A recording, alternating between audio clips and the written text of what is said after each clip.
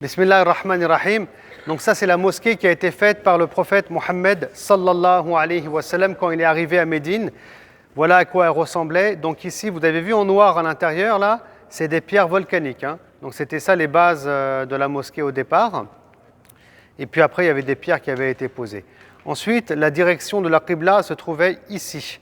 Donc on priait dans cette direction-là, d'accord, dans cette direction-là. Voilà, si vous suivez le curseur. Et là, c'est pour ça qu'il y a une porte. Donc les gens pouvaient rentrer par là. D'accord. Donc là, c'est la direction du Quds. Et ici, on avait les gens de Soufa, les démunis qui vivaient ici. J'en parlerai après, Inch'Allah. Et puis là, vous aviez deux appartements. L'appartement de Aïcha, radiallahu ta'ala anha, et l'appartement de Saouda, une autre épouse du prophète, sallallahu alayhi wa sallam. Donc après, bien sûr, il y a des débats aussi, je ne rentre pas dans les détails, est-ce que là c'est collé, pas collé, donc c'est pour ça chacun il se positionne dans son avis. Voilà, donc on continue.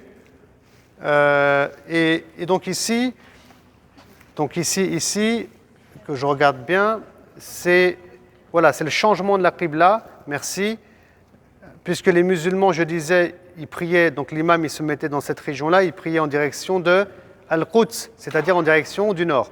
Maintenant, il y a un changement de Qibla et le prophète sallallahu alayhi wa sallam, il va se mettre ici pour prier en direction de la Mecque, bien entendu. Donc là, il y a un changement de Qibla. Bien entendu, la porte ici, elle va être condamnée, puisque c'est ici que se met l'imam, il y aura une porte ici. Et là, on a les gens de As-Soufa. Donc les gens de As-Soufa, c'était des gens qui vivaient au sein de la mosquée. Alors, souvent, on pense que c'était les sans domicile fixe. Non, ce n'est pas du tout les sans domicile fixe, absolument pas. Parce que l'islam, c'est pas quelqu'un il souffre de la faim et tu lui jettes du pain et il mange et tu as bonne conscience après, pas du tout.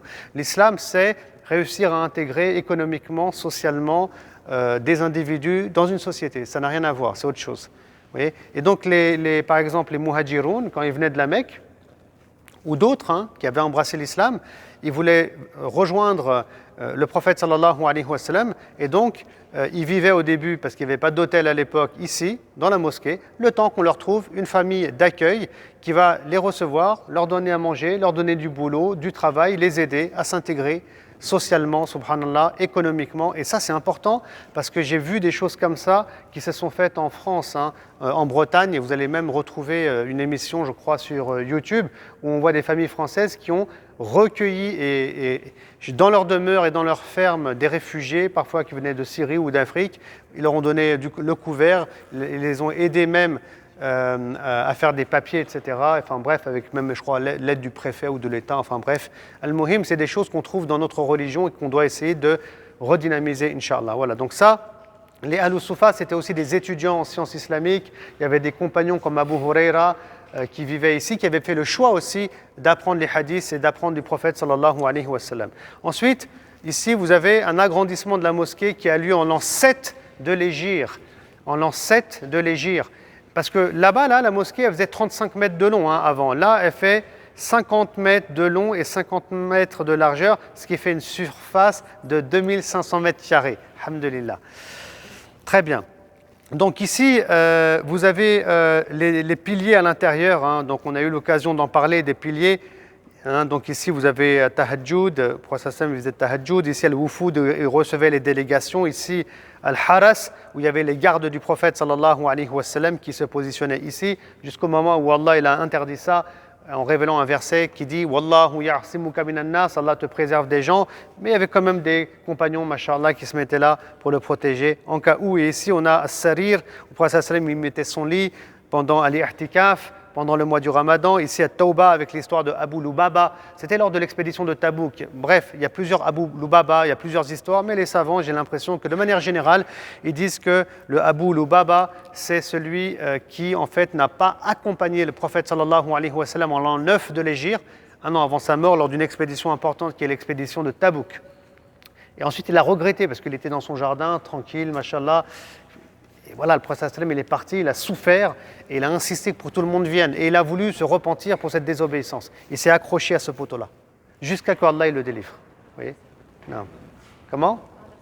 Voilà, il y a des versets qui ont été révélés, on ne va pas s'attarder dessus. Et puis ici, vous avez Al-Qara'a, c'est le pilier de Aïcha, où la dua elle est mustajaba et il est conseillé de prier ici. Ici, le Mukhallaqa, c'est à ce niveau-là d'ailleurs que se trouve le mihrab du prophète sallallahu alayhi wa sallam, avec l'histoire, vous savez, de la morve qu'on avait trouvée par terre. Il y avait une femme qui était derrière, qui s'était levée et qui avait nettoyé avec du musc. Puis remarquez ici, hein, les femmes d'ailleurs, je parle des femmes, elles sont où, mashallah? Elles ne sont pas à l'étage, ni dans la cave, ni je ne sais pas où, disparues, on ne les entend pas. Elles sont juste derrière là, derrière les hommes, tout simplement. Il n'y a pas de rideau, vous remarquez, il n'y a rien du tout. Elles sont présentes et on peut les voir. On est dans une relation sociale humaine normale. Vous voyez? Donc là, vous avez les appartements, mashallah. Donc ici, vous avez l'appartement de Aïcha, radiyallahu ta'ala anha, où est enterré le prophète sallallahu alayhi wa sallam. Ici, vous avez l'appartement de son épouse Saouda. D'ailleurs, c'est avec Saouda, tout d'abord, que le prophète sallallahu alayhi wa sallam va se marier, une fois que Khadija bint Khuwaylid, radiyallahu ta'ala anha, va mourir. Ensuite, ici, vous avez l'appartement de Hafsa, la fille de Omar ibn al-Khattab, radiyallahu ta'ala anhu. Et je vous ai dit, un Babou Salam, c'est ici. Nous, les hommes, quand on rentre, on marche, on est là. Salamu alayka ya Rasulallah, salamu alayka ya Abi Bakr, ya salamu alayka ya Omar, et on continue notre route. Et ici, on dit qu'il y avait la maison de Othman ibn Affan, mais bon, elle n'est pas forcément ici, présente sur ce tableau-là. Ici, vous avez la maison de Saïda Zainab. C'est Zainab laquelle bint Jahsh, qui a été mariée au départ avec le fils adoptif du prophète sallallahu alayhi wa sallam, qui est Zayd ibn al-Harisa. Ensuite, là, vous avez l'appartement de Salama, une des épouses du prophète sallam, et ici de Juwayriya. Et enfin, en 8, on ne voit pas le nom marqué ici, mais c'est l'appartement de Fatima et de Ali. Et ici, d'ailleurs, il y a un autre pilier qui s'appelle Murabba' et qui est fixé ici. Donc l'appartement, il est intéressant, de Fatima et de Ali. Le prophète sallam, il passait souvent là. Le matin, il leur demandait de se réveiller pour le tahajjud, et après, il repartait dans la mosquée. Il y a plein d'histoires qui nous ont été rapportées. Ensuite, ça c'est un agrandissement qui a lieu à l'époque de Omar ibn al-Khattab radiyallahu ta'ala anhu. Donc voilà, c'est la même mosquée, voilà, sauf qu'elle est beaucoup plus grande. Et puis là-bas, de l'autre côté, il y a quelque chose, alors je voudrais vous le montrer parce que c'est intéressant, qui s'appelle Al-Batiha. Et en fait, si vous voulez, Omar ibn al-Khattab, quand il a vu qu'il y avait beaucoup de gens qui parlaient à l'intérieur, poésie, parlaient de la vie de tous les jours, il a mis ça dehors. Comme ça, les gens, c'était plus grand que ça. Et puis, il y avait des pierres par terre, il y avait des dalles, on pouvait s'asseoir tranquillement, discuter, faire de la poésie. Donc, il y avait des activités de ce type-là qui avaient lieu juste en dehors de la mosquée du prophète, sallallahu alayhi wa sallam. Donc, elle a été vraiment agrandie, mais il a voulu garder vraiment le même type qu'à l'époque du prophète sallallahu alayhi wa sallam. Ensuite ici, vous avez la mosquée avec l'agrandissement qui a été fait à l'époque du calife Othman ibn Affan radiyallahu ta'ala anhu. Donc il a lui aussi agrandi la mosquée. Par contre, regardez ici, il n'y a rien qui est laissé au hasard. Là, les pierres ont changé. C'est des pierres volcaniques extrêmement bien taillées.